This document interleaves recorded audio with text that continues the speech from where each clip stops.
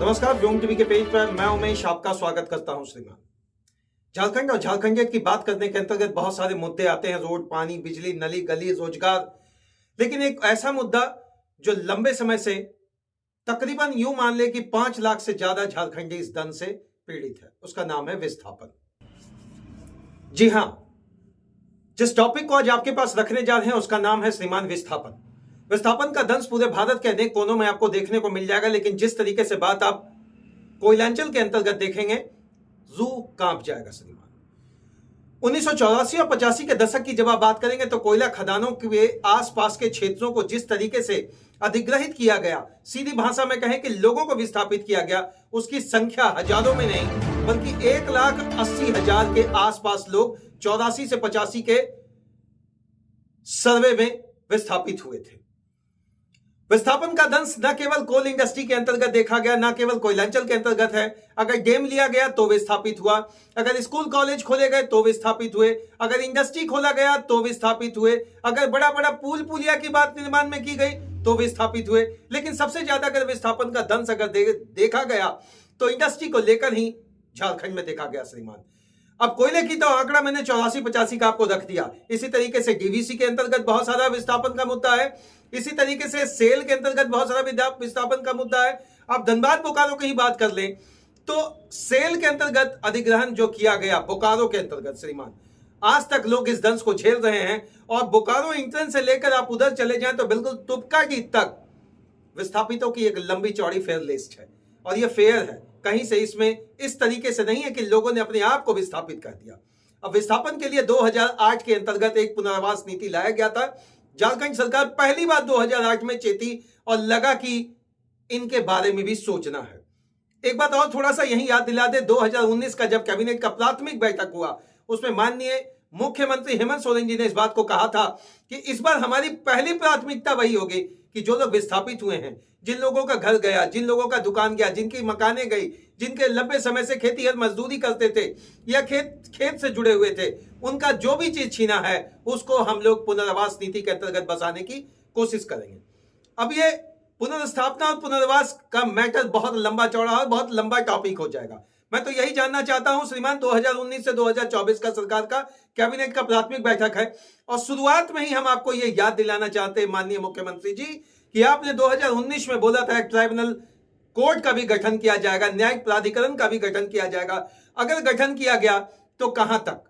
माननीय सीपी चौधरी जी जो गिरिडीह के सांसद है वो कहते हैं ट्राइब्यूनल कोर्ट के माध्यम से हम लोगों ने अपने इस मुद्दे को, जो विस्थापन का मुद्दा है, उसको प्लेटफॉर्म पर लाने का कोशिश किया है। उन लोगों ने, जिन लोगों ने भी कोशिश किया, बहुत बहुत धन्यवाद, कोटि कोटि नमन और उनको जोहार।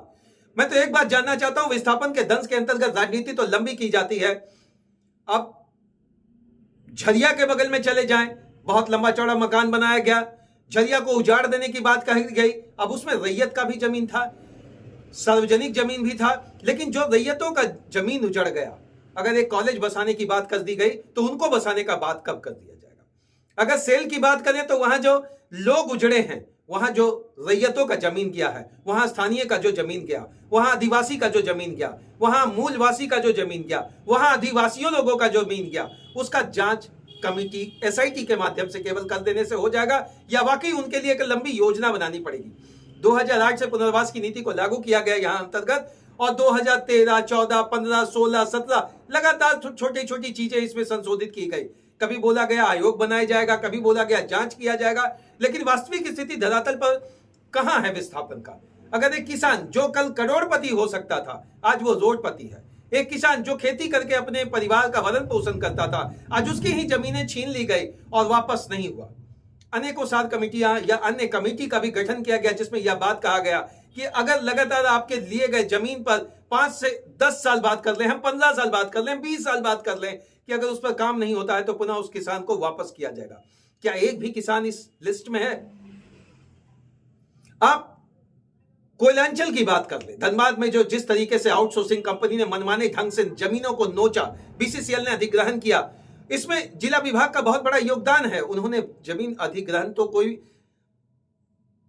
जिला प्रशासन के अंतर्गत ही कर सकता है। जिला प्रशासन अपनी भूमिका निभाए, लेकिन थोड़ा सा मैं आपसे अनुरोध करूंगा श्रीमान, विस्थापन का मुद्दा केवल सदन में बहस करने का नहीं, विस्थापन का मुद्दा केवल सदन तक जाने का नहीं, विस्थापन की एक जो लिस्ट एसआईटी बनाकर, कमेटी बनाकर, जो हेमंत जी आपने 2019 में कहा था, वह कब धरातल पर आएगा, और धरातल पर आएगा तो इसको सार्वजनिक कब किया जाएगा। डीवीसी के अंतर्गत बिजली उत्पादन की बात कही जाती है, लेकिन बिजली उत्पादन के अंतर्गत तो बात हम मान लिए कि देश को रोशन करना है, विकास करना है, तो कहीं ना कहीं थर्मल पावर या हाइड्रो पावर के माध्यम से आप बिजली को आगे लाएंगे, बिजली का उत्पादन करेंगे। लेकिन उन लोगों के घरों में रोशनी कब आएगा जो विस्थापित हुए? उन लोगों के घरों में रोशनी कब आएगा? उनके बच्चे कब पढ़ेंगे? उनके माता पिता कब सुख सक्षमता से अपना जीवन जिएंगे, जिनको विस्थापन की नीति में पीसा जा रहा है लंबे समय से। लिस्ट इतनी लंबी है कि बता पाना एक वीडियो के माध्यम से आसान नहीं होगा। राज्य में खाद्य सुरक्षा अधिनियम आ गया 2014 के अंतर्गत, राज्य में 2008 में पुनर्वास नीति को लागू किया गया, संशोधन करके 2017 तक आ गया, अनेक कमेटियां बनी। श्रीमान, आप न्यायिक प्रक्रिया के अंतर्गत इसको ले जाकर अगर डिसॉल्व करने का इच्छा या मनसा साफ रखते हैं तो इस वर्ष 2024 में एक बहुत बड़ा उम्मीद आपसे विस्थापित लोग लगाए हुए। विस्थापितों के लिए जन सुनवाई केंद्र कब खुलेगा? विस्थापितों के लिए सिंगल विंडो सिस्टम कब लागू होगा? विस्थापितों के लिए सिंगल विंडो सिस्टम के माध्यम से उनकी समस्याएं डिसॉल्व कब की जाएगी? क्या उनका जमीन केवल इसलिए था? क्या केवल उसका जमीन अधिग्रहण करने तक आपकी जिम्मेवारी थी? अगर केवल उनका जमीन अधिग्रहण तक जिम्मेवारी थी तो आयोग का गठन क्यों? एसआईटी का गठन क्यों? कमीशन का गठन क्यों? अगर आप वास्तविक ढंग से उनके दर्द को समझते हैं तो यह जरूर आपको समझना पड़ेगा कि विस्थापन का दंश एक वैसे परिवार से जुड़ा हुआ है जिस परिवार के घर में खाने के लाले पड़े हुए हैं, जिनके बच्चे पढ़ने के लिए दर दर भटक रहे हैं, जो डेली का दिहाड़ी मजदूरी करने के लिए अगर नरेगा मनरेगा जैसी चीजों में भी आज दर दर भटकना पड़ता है। क्या हाल है ग्राम पंचायत का, यह कुछ छुपा हुआ नहीं है।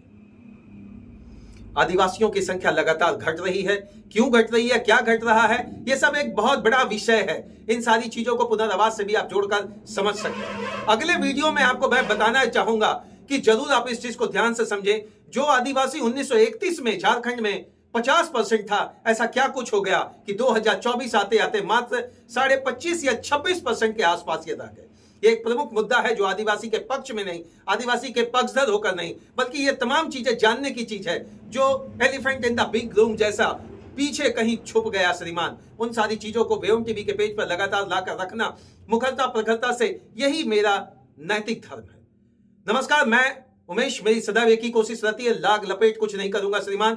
जो मुद्दा राजनीति के प्लेटफॉर्म पर दबा हुआ है, जिन मुद्दों को सामने लाकर राजनीति की जाती है, जिन मुद्दों को वोट बैंक बनाया जाता है, जिन मुद्दों के वोट के सहारे से आप आगे आते हैं, उन मुद्दों को अगर आप फाइलों के अंदर छिपाकर फाइलों की धूल चाटने के लिए फाइलों में ही अगर उसका दम तोड़वा देंगे तो श्रीमान जवाब तो किसी न किसी को देना पड़ेगा। हम तो पूछेंगे कि पेज से लगातार हम लोग ये जानने की कोशिश करेंगे इस बार विस्थापन के लिए क्या किया जाएगा, इस बार विस्थापितों के लिए क्या योजना है, इस बार विस्थापितों के लिए कितनी करोड़ आप श्रीमान अपने राज्य के बजट में रखेंगे, और केंद्र सरकार से भी जानने की कोशिश करेंगे।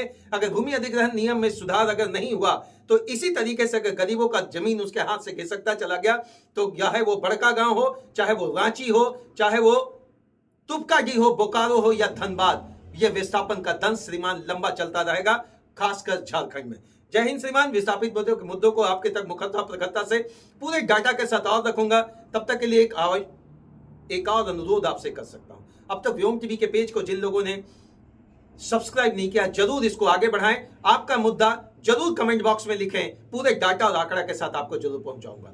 जवाहर झारखंड और सुख सक्षमता के साथ 28 तारीख के बाद का जो समय होगा, झारखंड में बदला हुआ समृद्ध झारखंड, हायरे हमर सोना झारखंड से निकलकर यही हमारा हरा भरा झारखंड का सपना दिखाने वाला विधायकों से भी सवाल जरूर होगा।